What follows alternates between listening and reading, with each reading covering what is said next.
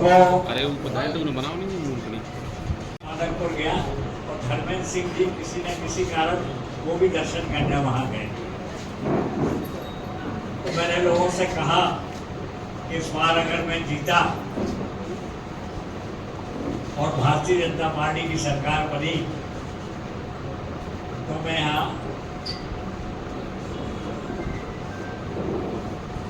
माधवपुर में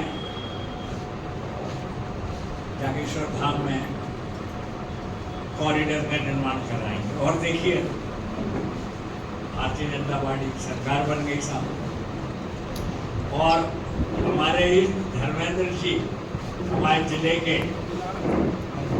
ये उस विभाग के मंत्री बने। क्योंकि समय का बहुत पालन करते हैं भैया, इसलिए हमने समय से प्रेस वार्ता चालू कर दी। पहले विषय हम रखते हैं वो भैया ने रखे।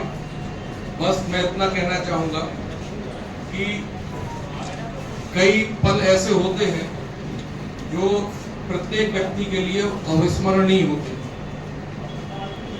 एक ये माधवपुर कॉरिडोर का जो प्रोग्राम जो आ गया है, भूमि पूजन जो होने वाला है, इस दमोह के जो सनातनी बंधु है उनके लिए एक स्वर्णिम पल है। कोई भी एक बड़ा लोग जो अंतर्राष्ट्रीय स्तर पर प्रचलित हो, विख्यात हो और जिसकी मान्यता हो, कई वर्षों से इस जागेश्वर धाम जी की जो मान्यता थी, लोग मानते थे। विवाह के बाद बच्चा हो जाता था, किसी संतान हो जाती थी, उसकी मान्यता को रखते थे। हमारे दमोह जिला के लोगों की डिमांड थी कि इसका विकास हो।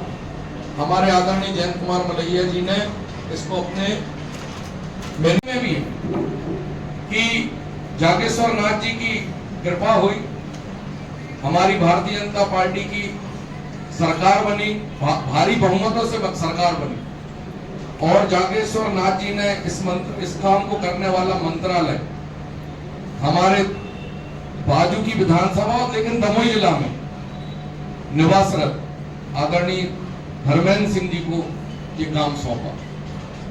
और आपको मैं ये बताना चाहता हूं, धर्मेंद्र सिंह जी ने सबसे पहला काम जो अपने मंत्रालय में किया वो इसके सर्वेक्षण का काम कराने का प्रस्ताव भेजा, कि टीम लगाई कि जाके देख के आइए कि माधवपुर के कॉरिडोर से समग्र विकास कैसे हो सकता है। महापुल जागेश्वर लोक भर का निर्माण की बात नहीं सोची, द्वारा रखी गई है। तो ये बहुत बड़ा काम अपने जागेश्वर धाम लोक, उसका नाम अपन ने जागेश्वर नाथ लोक के रूप में प्रस्तावित किया है। तो जैसे अपने महाकाल लोक बने हैं और भी मध्य प्रदेश के अंदर 20 लोगों का निर्माण अपनी भारतीय जनता पार्टी की सरकार कर रही है, उसी के अंतर्गत ये काम अपने हाथ में लेने का काम किया है। और मैं आपको बता दूं कि माधवपुर धाम का जो काम है, क्योंकि माधवपुर धाम शुरू से हम सभी की श्रद्धा का केंद्र रहा है, उनमें तो बचपन से माधवपुर धाम में जाने का काम किया और भगवान भोलेनाथ की कृपा से ही ये संभव हो पाया कि मैं 2 बार विधायक बना और दूसरी बार मंत्री बना। तो कहीं ना कहीं माधवपुर धाम के प्रति जयंत भैया की भी बहुत आस्था थी कि ये बने, और बचपन से मैं भी माधवपुर जागेश्वर नाथ का भक्त हूँ, तो मेरी भी ये दिली इच्छा रही कि ये बनना चाहिए। हमारे सांसद जी राहुल सिंह जी की भी इच्छा रही।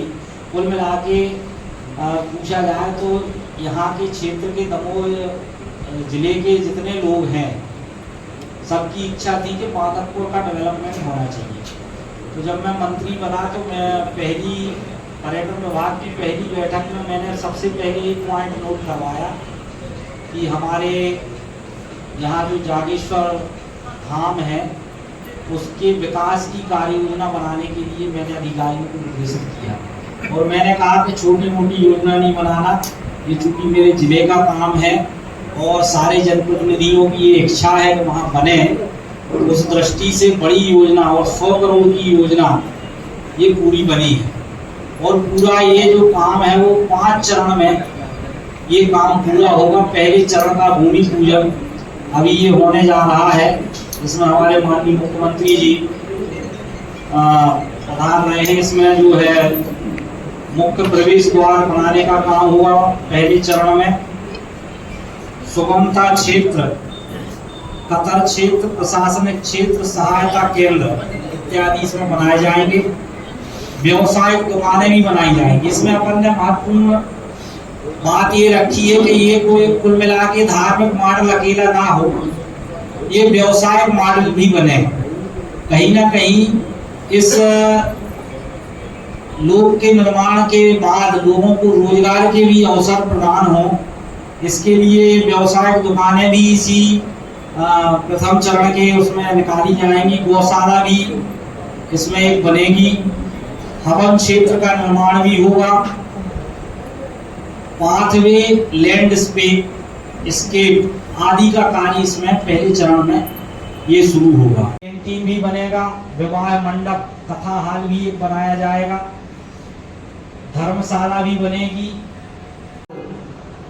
भी इसमें बनाया जाएगा। एक पूजा हाल भी बनाया जाएगा। एक एडमिन हाल भी रहेगा। अन्य क्षेत्र एवं व्यवसायिक एरिया मंदिर परिसर में ये रहेंगे। मंदिर के बाहर सुविधा केंद्र, व्यवसायिक कॉम्प्लेक्स, फूड कोर्ट भी बनाया जाएगा। इसमें जो अपने जिनको वहाँ पर भोजन करना है या तो फूड कोर्ट की दुकानें भी उसमें बनाने की योजना है। एक व्याख्या केंद्र भी बनेगा। इसमें एक संस्कृत स्कूल भी वहाँ पर निर्माण करने की योजना है।